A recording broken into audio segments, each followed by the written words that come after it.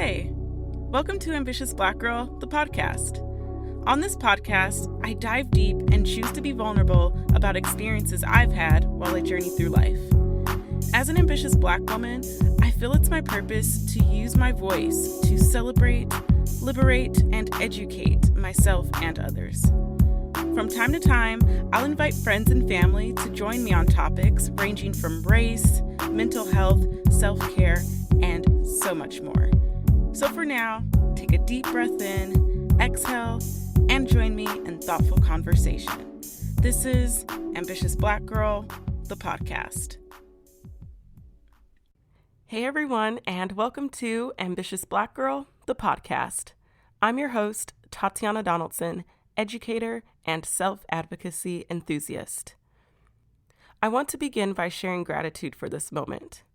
Thank you, God, the universe, my ancestors, and our community and sisterhood of friends and family for your love and support in Ambitious Black Girl. And thank you, God, for blessing us with another day to be. I am avidly being reminded this year of the importance of stillness and gratitude. So while I'm certain of this moment, I want to bask in it and celebrate this victory lap and use it to fuel my ambition and drive to continue on my marathon in creating sanctuary for our Black voices and stories. We are now at episode 10, y'all, and it feels so good.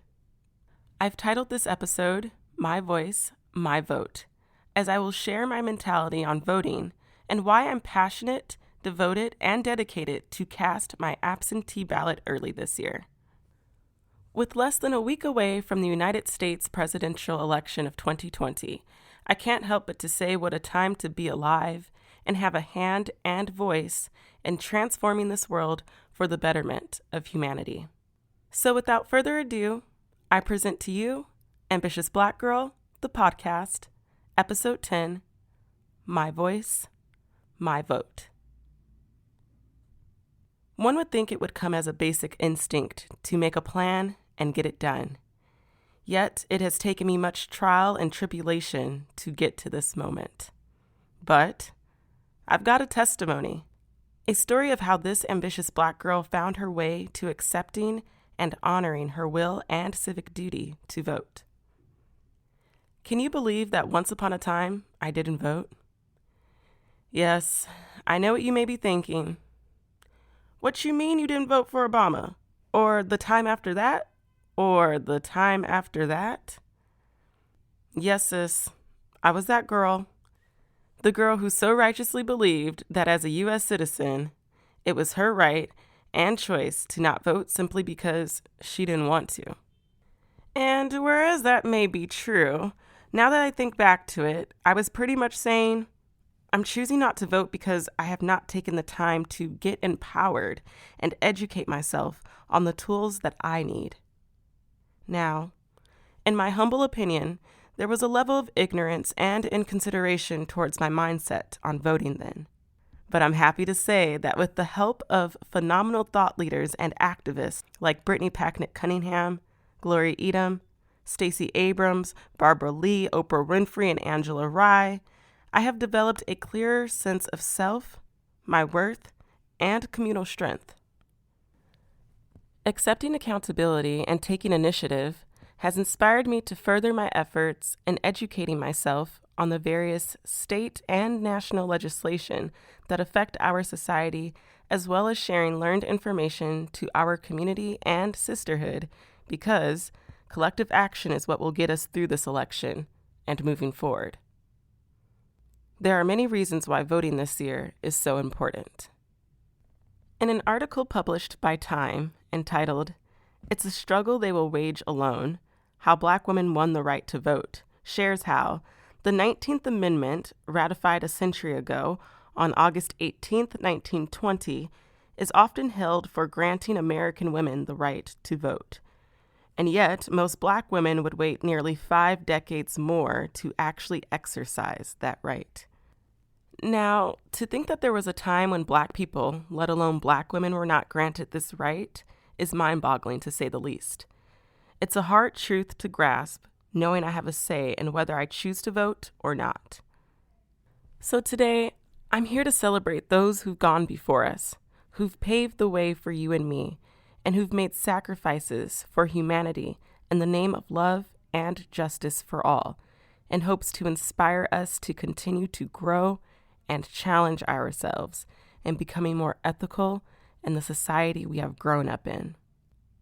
The words of Angela Davis come to mind as she so vehemently declared, "I am no longer accepting the things that I cannot change. I am changing the things that I cannot accept."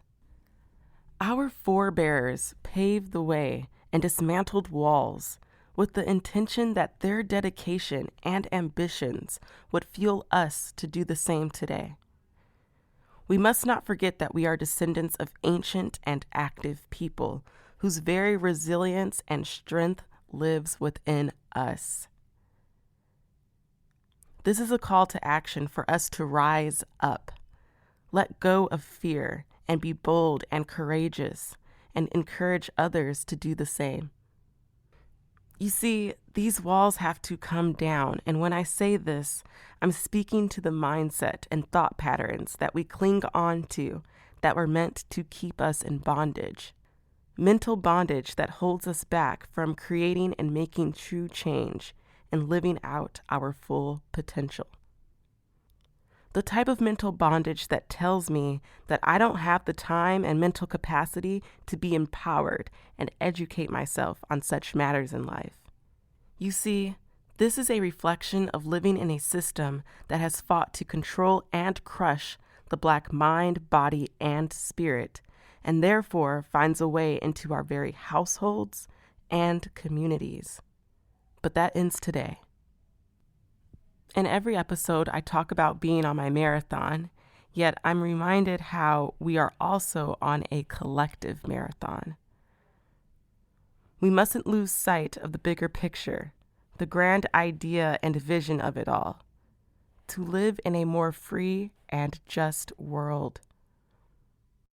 It's our duty, will, and purpose to continue this practice, to further our efforts toward pushing forward policy and radical change, to pass the baton as we run on our collective marathon.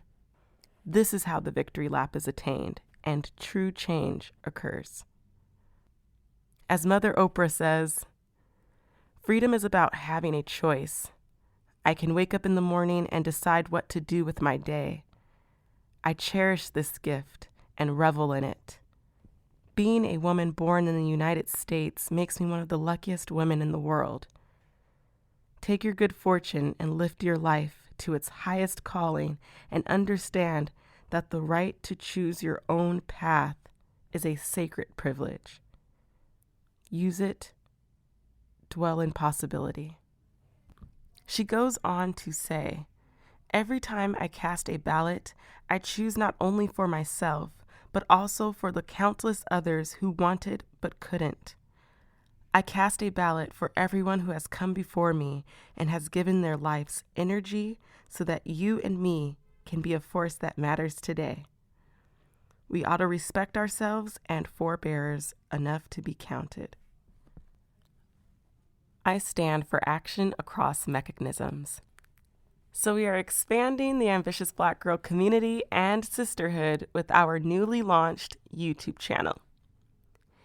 ABG, the YouTube channel, will serve as a safe and affirming community focused on supporting those who are bold, curious, and dedicated with an open mind.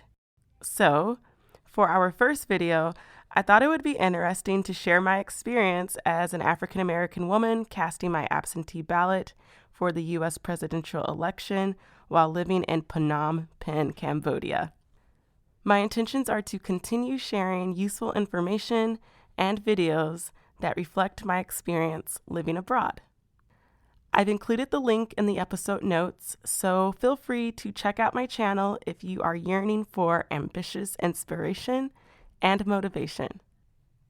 As activist, educator, and writer Brittany Packnett Cunningham says, we don't have to relinquish the results of this era or this election to anybody. We don't have to concede our ability to determine our own future.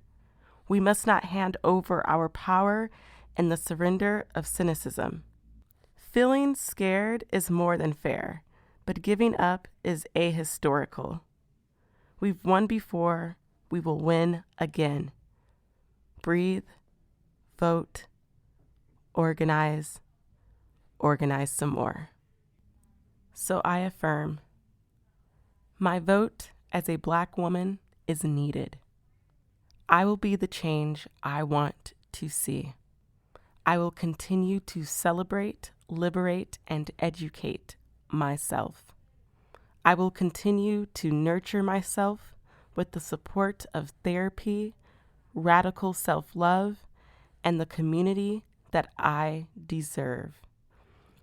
I will read when necessary and put all of those things that I read into action.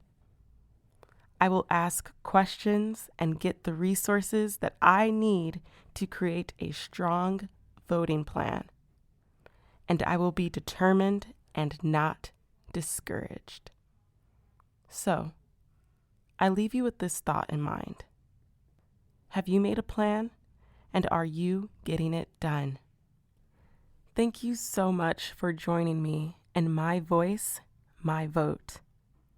If this episode resonated with you, and if you have any questions, comments, or feedback, feel free to leave a review. Love, support, and feedback are always appreciated. And if you are new to Ambitious Black Girl, the podcast, and enjoyed this bi-weekly segment, feel free to subscribe to the community. I pray that you experience moments of celebration, liberation, and education this upcoming week. And I encourage you to keep going, keep growing, and keep knowing, because the marathon continues. Happy voting, y'all. Make a plan, get it done. And until next episode, thank you for joining me, and I'll see you soon. Peace.